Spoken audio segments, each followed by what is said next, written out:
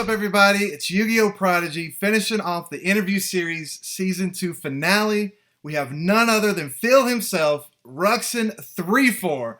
Pew, pew, pew! Let's go. Ruxin, what's up, man? How's it going? It's going great, dude. How about you? Oh, man, I'm just living the dream, man. Just living the dream. Love it. You've been super busy this year. I've been busy this year. Yes, it's been a long year, but a good year, I think. So, well, let's definitely talk about it. So, first off, I want to say, what really just got you into Yu-Gi-Oh, man? so are we talking the first time? We talking the comeback? Which one? Let's hear a little bit about both.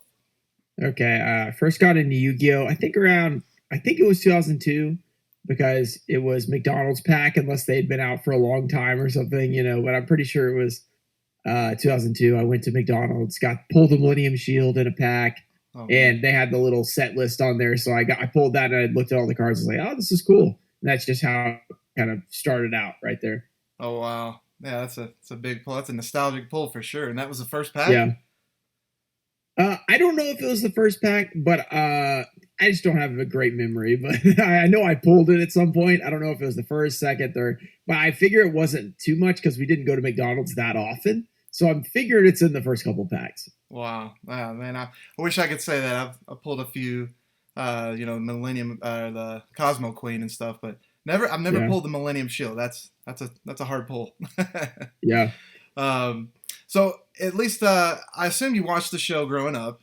Who would you say is like your favorite character in the show, and why is that? So, back in the day, you couldn't watch on Netflix. You couldn't watch every episode. So I would catch random episodes when they would come on, as long as you were there at the right time and stuff. So favorite character, it's tough because I think the original series has so many interesting characters. A lot of people would say that I like Weevil the most just because I do the Weevil voice, but he's not my favorite character. But he does have a funny voice. I'd say, I don't know. It's a tough decision between probably Joey, to be honest, just because he's hilarious. Really? He has the accent and he's just doing crazy stuff the whole time. So I like Joey a lot. And I also like Kaiba just for being like the villain, sort of the villain, but he's, obviously pretty cool, has the blue eyes and all that stuff. And everyone likes Yugi, of course. He's just the main character and all that stuff. So it's a hard decision. Oh, for sure. Yeah, Joey was he was always getting everybody into trouble. It was always fun. At least switching gears on a question here. Within the Yu-Gi-Oh community, who would you say has inspired you the most, and why is that? Okay. So for inspired me the most, there's a lot of people that have inspired. I mean, just in general, when I started watching YouTube, I guess around 2018, early 2018, 2017, whenever that was, I started off with Duel Links, and I was watching the big people back then, which was like Duel Links Meta, who's still around for all his Duel Links content. And then I think Guns Blazing was around back then. He came back recently. So that's who I was originally watching on YouTube. And then when I moved over to the card stuff, I started watching people like Old School Expert, some of the Unlucky's older videos. And let's see. I feel like I'm probably missing some. Oh, Rhyme Style has a ton of old Yu-Gi-Oh stuff there as well. So just people that had Yu-Gi-Oh videos up at that point. And I was like, wow, this is really cool. I really enjoy the old stuff. And that was where, obviously what I actually started doing a lot on YouTube versus the Duel Link stuff.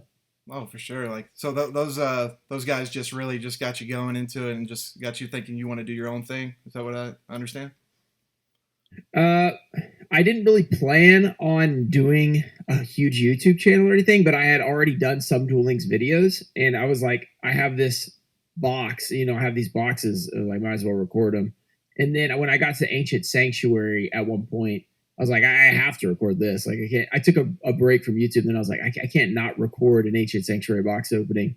So I did, and then I kind of like got a little bit more consistent from then on, and I was like, maybe this would be fun. Oh, for sure. That's pretty awesome, actually.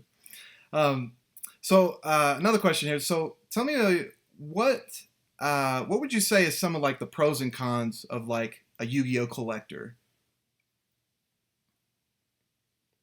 The pros of being a Yu-Gi-Oh collector is you get to put your money into something that you really enjoy and you don't really lose your money. So if versus something else like let's say you really enjoy going to movies or you really enjoy going out on Friday to drink or whatever. You spend a lot of money doing that kind of stuff, but you don't get it back. You just get the experience. But the cool part about Yu-Gi-Oh is you spend that money, you get the experience of buying the card and all that. Plus, you still have the value in that card. So if you do ever sell it, you didn't actually lose your money unless it goes down a bunch, which usually does not happen too much. And if even if it does, it goes down 10%, you still get a lot of your money back if you want to. So that's like a big pro, I think, to collecting stuff that maintains value. The cons, I would say, is it's very expensive. You can spend a lot. You can spend a lot on some collectibles, and it gets a little addictive. You're like, I need this card, I need that card. And you're like, oh man, I need the highest rare, I need the ghost rare, I need the first edition. I need PSA 10, and then you've spent like thousands of dollars. Like, maybe that was not the best decision. Oh, definitely, man. I could only imagine what the numbers are with 800 plus videos, man. Like that. It's gotta hurt the wallet, but hopefully you've made some of that back in grading and selling and stuff. So, so I guess leading into that similar kind of question, but what kind of advice would you give to like new collectors just starting into Yu-Gi-Oh? For new collectors, I always say start off with something that you find interesting. So if you're getting into it right now, you're obviously not going to be buying LOB first edition or anything like that. Right. Find a set that's usually, if you're getting into Yu-Gi-Oh, you've been into it at some point before, like back in the day, 2005 or 2002 or even 2010 at this point, which is kind of old. People remember that stuff and they're like, I want those cards. Find a new set that has some of those cards that you remember either as reprints or like retrains, a different version of them. They have a Starlight version, something like that, and go for that. Go for something that is not too crazy expensive to start off your collection, and you'll eventually get to the point where you can buy bigger and better stuff as you sort of grow your collection. Because I remember when I started, I was buying $2 cards on Instagram. And I was loving it. I was buying $1 and $2 cards. I was spending like $10 a week. And, it just builds up eventually to where you can buy more expensive stuff. But do not start with that. I guess if you have a lot of money, you could start with that. But it's still going to be, it's like you'll burn yourself out, I feel like, buying expensive cards too quickly. And then you're just like, well, I have everything, now I'm going to sell it. Because I've seen a lot of people do that. They buy the biggest top end stuff, but PSA 10, and then a couple months later, you see them selling it. Right. So they're done with it. And it was like, well, maybe you thought you liked it more than you did. So just start out small and then just work your way up is what it sounds like. Yeah. Start out with stuff that you can afford and that is like nostalgic. Like, especially those reprint packs, like those are great when those are in Walmart occasionally. If you want to open LOB, go buy one for $8 or $7 or whatever. I always thought those were really cool. Oh, definitely. Let's jump into a little bit about your YouTube channel for a little bit. I think one thing that you do well is that you capture your audience and retain their attention very, very well. So I guess my question is, how do you continue to keep them engaged in each and every new video that you do?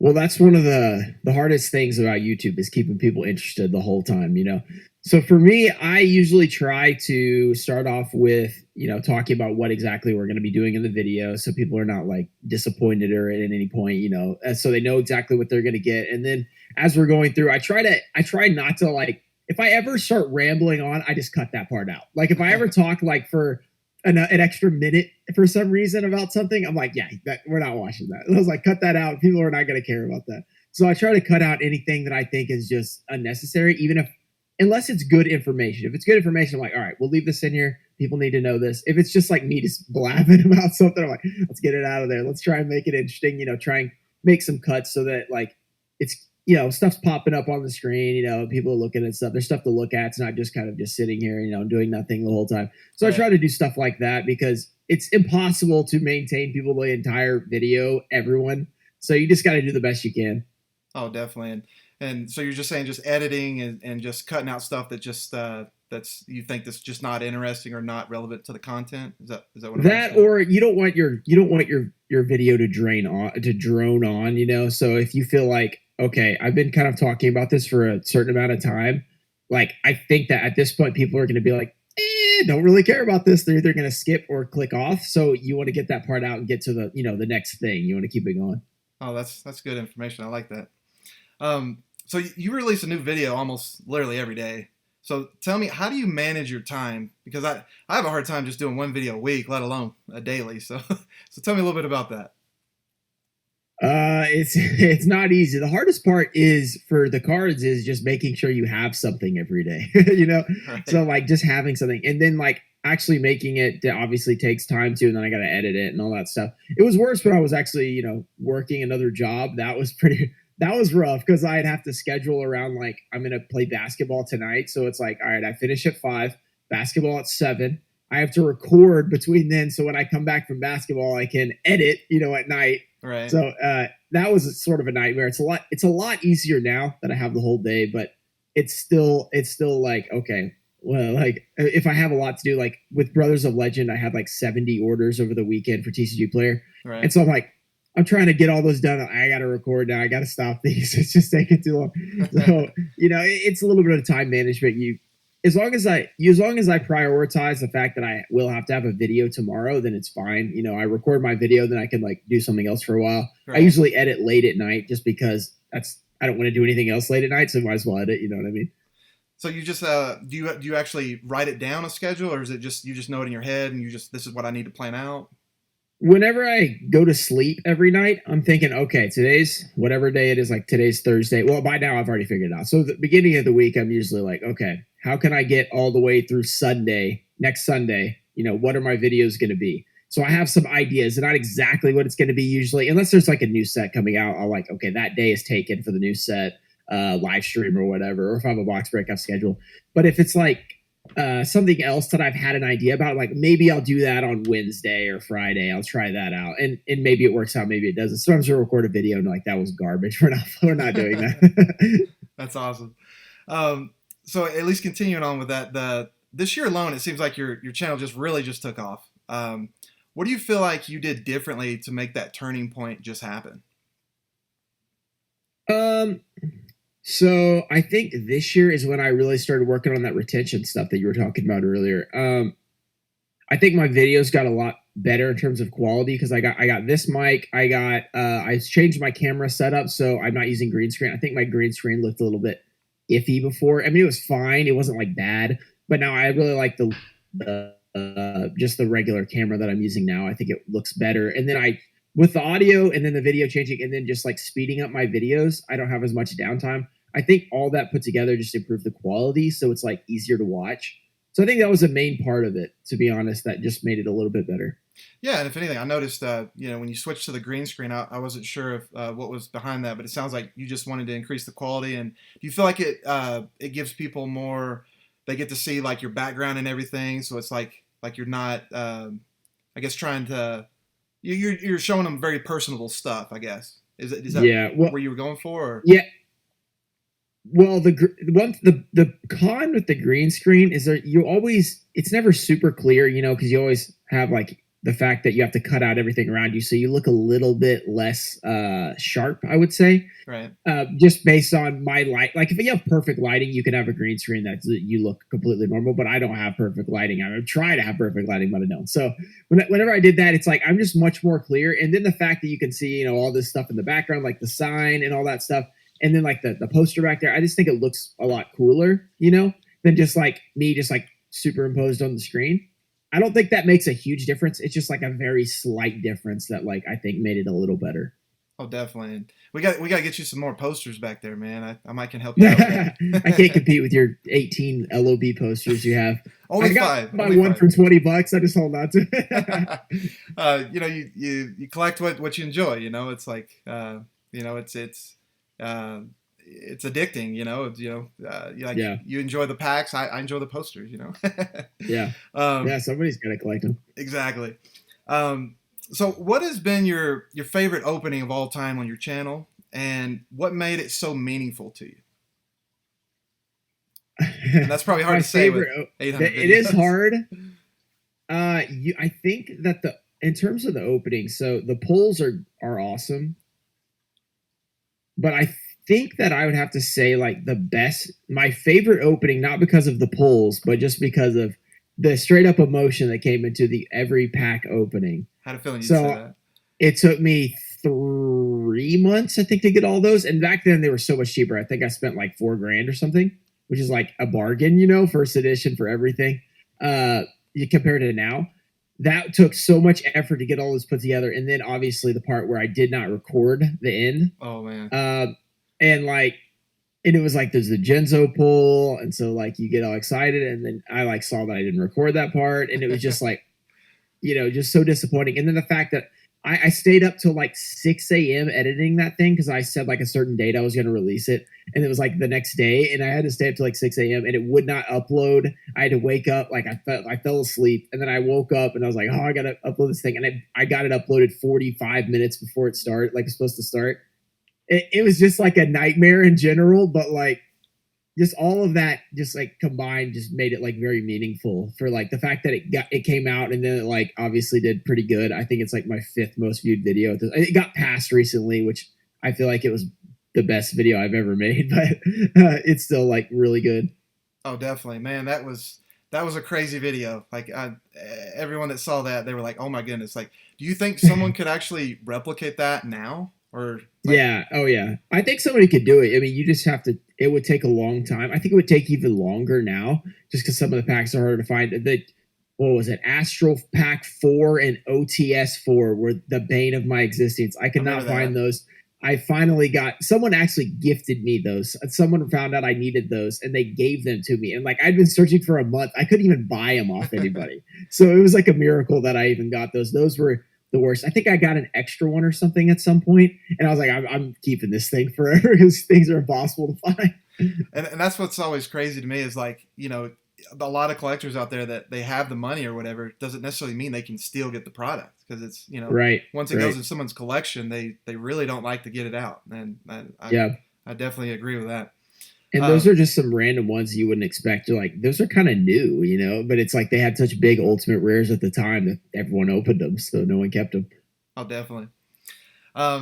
Switching gears here, what would you like to see more out of the Yu-Gi-Oh community as a whole? That's a good question. More out of the Yu-Gi-Oh community, or like something that we're not like the Pokemon community or other communities that are doing that you'd like to see more of for us, or just, and that's more of like a general, just, you can go however you'd like with that question, but just what do you think that we can do either better, or would you like to see more of in the community?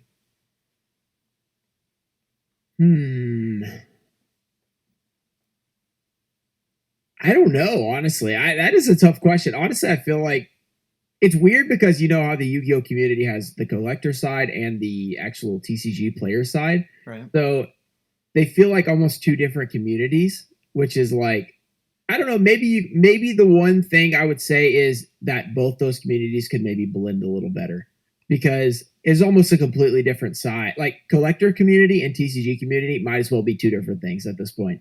So there's not many people crossing over it. So I think it'd be cool if there were more people that were interested in, I think if more collectors got into the current game and more people in the current game got into collecting cards, I think it'd be pretty cool.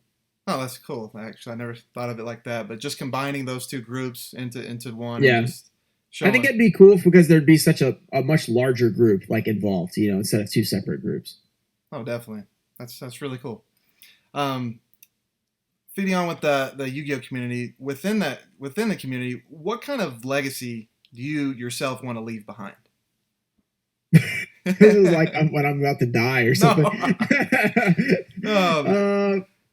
Let's see. I don't know. I guess just helpful, nice, whatever I can be. I don't want to be like, I don't know. I just want to be like somebody that people can like approach and be like, I guess just friendly and helpful, like when people ask me questions and stuff, because there's a lot of questions that come my way. I don't necessarily answer all of them, but I try to. Like you're saying, like your legacy. So if anything, you just enjoy in general, just bringing good content to people, and just do you is it like euphoria to you? Does it feel like it's what wakes you up in the morning and gets you going?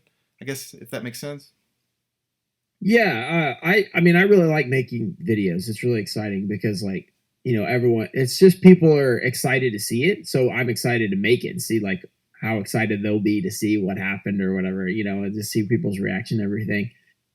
Especially like if I make something I put a ton of work into it. I like those even more than like just like regular videos. Like if I think there was the one I made where there was like it was talking about the legend of the LOB Blue Eyes Pulse. It was like a 5-minute video, but I edited a ton for it. So like it took forever to make, but then like people thought it was awesome. So I was like, I just felt really happy about that one, just because I edited for so long for a 5-minute video. I was like, this is so short. Like I hope people actually like this because it's like so short.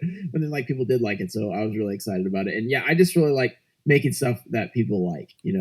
Well, because if anything, man, you just get people pumped, man. I can't tell you how many people like, did you see Ruxin's new video today? It's like, did you see what he did and like what he dropped? And it's like, it's always something. It's really, if anything, I don't know how you keep taking it up a notch, man. Like that is very difficult to do.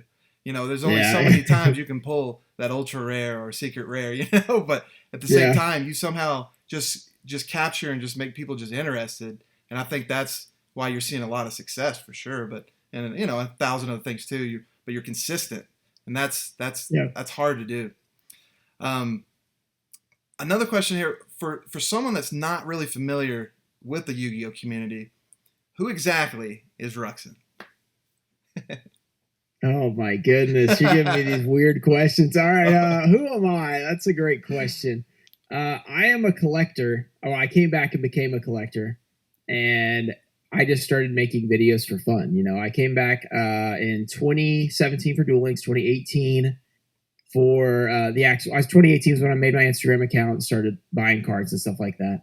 And I'm basically just your average collector that started opening stuff and just got crazier and crazier, opening more big stuff and doing more stuff for YouTube and just mixing it all in. And now a lot of people watch me, but I'm still the same guy basically, except now I get to do it for a job, which is cool. So that's sure. Nice. That's awesome, man. I have one last question here, and then we're going to get to the second part of the interview, and I'll explain that. But at least for next year, for instance, what do we expect from Ruxin in 2022? Oh, 2022 is going to be fun, I think, because they're bringing back the YCSs and everything. By the way, are you going to Las Vegas? I'm is that the one in, is it January? February, yeah. I'm gonna try my best to make it there. My birthday's I will be there, so if you're there, I will see you. I'm going to Pasadena as well, so like all that stuff's coming out. So there's going to be more like I'll probably do some vlog videos, just talking about going to that, seeing all the people I've never met, now. So hopefully you will be there for the second one. So that's going to be a little bit different. I think it'll be exciting. I'm super excited to meet a bunch of people because when I started. Or when I actually did my videos, it was COVID. This was my first big video was the beginning of COVID. So a ton of people just found me since COVID. So I've obviously never met these people. So it's going to be exciting to meet these people I've known for 2 years, but now I actually can meet them, Right. So I think that'll be exciting and hopefully some more cool openings. They just kind of have to show up, I'm planning for some stuff, but some stuff just pops up and it's like, oh, this is a great opportunity to do. So hopefully some more stuff will come up like that this year. Definitely. YCS, man, I went to the one in Vegas a couple years ago, and this is crazy, but the very first person that I met was actually Jobber. And he's just so tall. Yeah. I don't know if you've ever seen, dude is very tall. Yeah. Very tall guy. That's all he talks about. He talks about how tall he is. But I met him, and we got to do a couple videos. We pulled the blue eyes and red eyes from the two-way packs, and that was fun. And yeah, I got to meet Simply Unlucky, and we did a video. Yeah, I remember that one. Yeah, remember that? It was just so much fun. I mean, YCS is a blast. I was a chicken back then. I wouldn't go to anything, so I wish I had gone because you asked me, and I was like, no, I'm not going. I was being a stick in the mud for some reason. The first one, I actually planned on going to Charlotte. Like I was like, a little bit after that, I was like, why didn't I go to that? I'm an idiot. So then I was like, I should go to Charlotte. And then that was one of the ones they canceled right at the beginning of COVID. Right.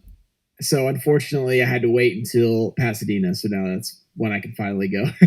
For sure. If anything, I gotta think of some stuff I need to bring for that. But I'm gonna try my best to make, if I can't make both of them, I'll at least make one of them. Yeah. Just show up at one, hopefully. Definitely. So this last part of the interview, I like to, if you've seen any of my previous interview series, I like to do what we call just an either or. So this is more just off the top of your head, and you just tell me Okay. which one you like. And it's supposed to be more quick, just whatever pops in your head, whichever one you like better. Okay. All right. So we got Yugi or Kaiba? Yugi. Pegasus or Bakura? Oh, Bakura.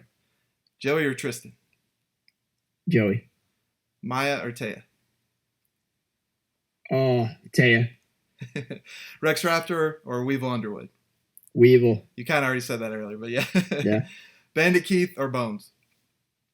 Bandit Keith. Old school sets or new sets? Old school. Dark Magician or Dark Magician Girl? Dark Magician. Blister packs or booster packs? Blister. Raw cards or graded cards? Raw. PSA or BGS? PSA. I don't think I've ever seen you do BGS yet, have you? Or if you did, I missed I have done it, I think 2 or 3 times, but like 20 cards total. Glossy or wavy? Oh, wavy. Instagram or YouTube? YouTube. And then this last one, this is specifically tied to you.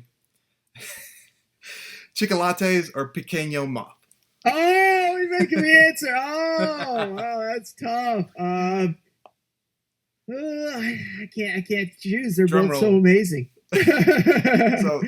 So both on It's a that big again? tie. So tie. They're Oh, both top man. notch, you know. Well, Chocolates does have a song, so maybe you could, you know, lean that way. But the Pequeño Moth, we might have to drop a new song, you know. It's coming soon.